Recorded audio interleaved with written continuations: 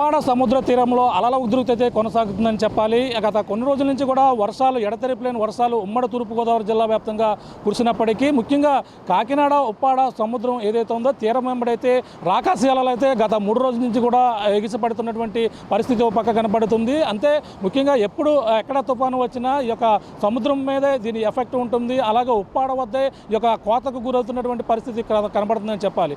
గత 3 రోజుల నుంచి ఏదైతే ఈ యొక్క వర్షాలు పడుతున్నాయి, ఓ పక్కన బంగాళాఖాతంలో అల్పపీడనం కొనసాగుతున్న నేపథ్యంలోనే అలల ఉధృతి అయితే తీవ్రంగా ఉన్నటువంటి పరిస్థితి ఉంది. ఈ నేపథ్యంలో ఉప్పాడలో ఉన్నటువంటి ఉప్పాడతో పాటు మాయాపట్నం, ఈ యొక్క సోరాడపేట, ఈ యొక్క మత్స్యకార గ్రామాలు అన్నీ కూడా సముద్రంలో ఈ యొక్క అలల ఉధృతికి కోతకు గురై సముద్రంలో కలిసిపోతున్నటువంటి పరిస్థితి ఉంది. గత 2 రోజుల క్రితం అయితే చూసాం.